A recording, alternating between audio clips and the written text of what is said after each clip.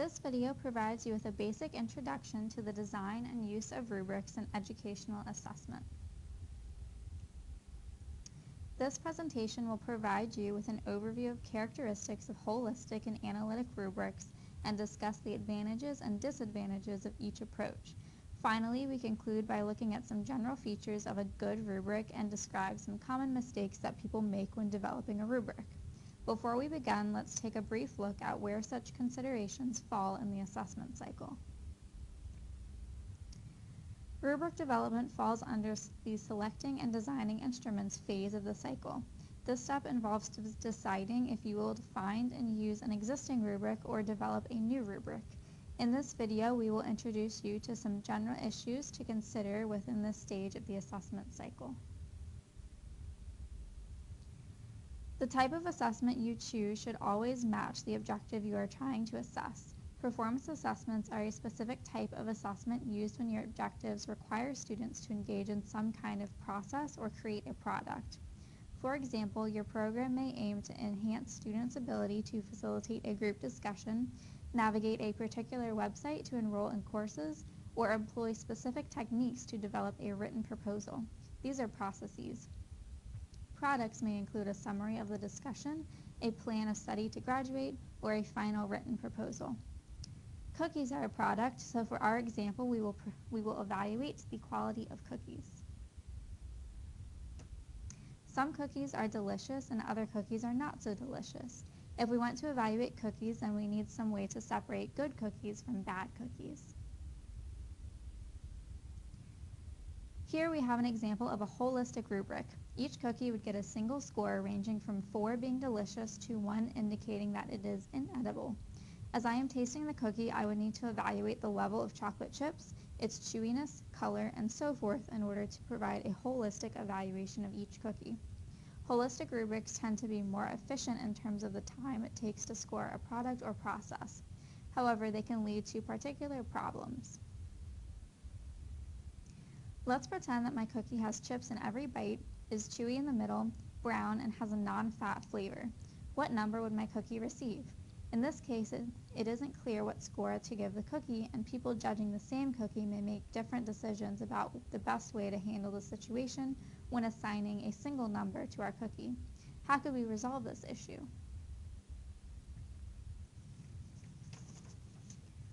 In this case, we could address this problem by changing the rubric so that it looks something like this. This is referred to as an analytic rubric. Our analytic rubric is still defined by the same rating scale where our scores range from 4 being delicious and 1 indicating that it is not yet edible. However, now our cookie is separated according to 4 criteria. In this case, each cookie would receive 4 different scores, one for the number of chips, a second for texture, a third for color, and a 4th score for richness. Such rubrics tend to be less efficient than holistic rubrics, but as you can see, they do have advantages over holistic rubrics. For example, consider a situation where a chef submitted a cookie that received the following scores. The cookie received a 1 for number of chips. However, the cookie was consistently chewy, was golden brown, and had a rich buttery flavor, so it received a 4 for each of these criteria. How could the cookie be improved? Well, if the chef wanted to make a better cookie, then they would simply add chocolate chips. Analytic rubrics, unlike holistic rubrics, can provide formative feedback to students so that they know how to improve. In sum, there are favorable and unfavorable aspects to both scoring strategies.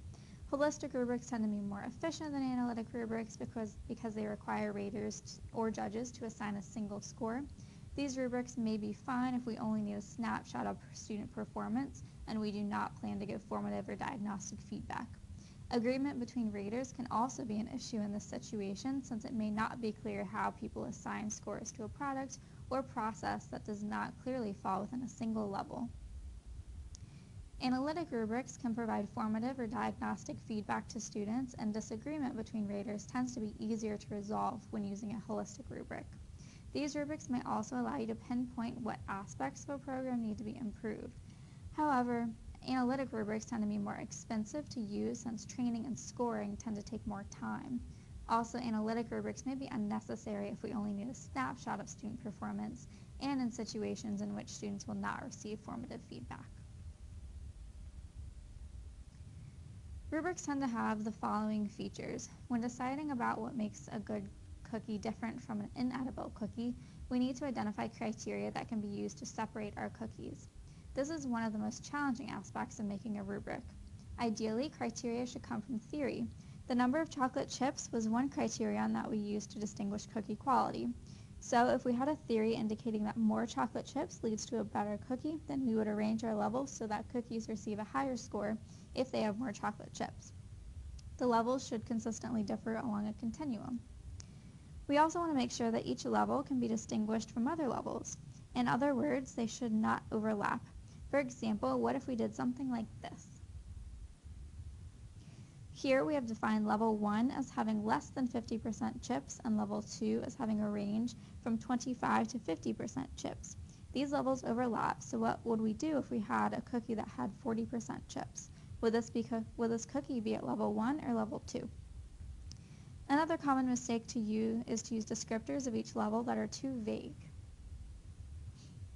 Examples of vague descriptors would be using perfect, sufficient, progressing, and inadequate to distinguish cookie quality, according to chocolate chips. The problem is that people have different ideas about what is perfect, sufficient, and so forth that will lead to disagreements among judges or raters. In conclusion, some student affairs programs have objectives that ask students to engage in some process or they may have them create a product. Rubrics are one tool you may use in these situations to score student performance. The rubric development process can be extremely complicated. Within this video, we have introduced you to specific topics that need to be considered when assessing such objectives. What criteria can be used to distinguish student performance, and can student performance be described as varying along levels of this criteria? You will also need to think about whether a holistic or analytic rubric is most appropriate and the advantages and disadvantages of each approach. Although complicated to create, using a rubric to score a product or process has many advantages. If you create one, you will have to clarify the aspects of the product or process you want to assess.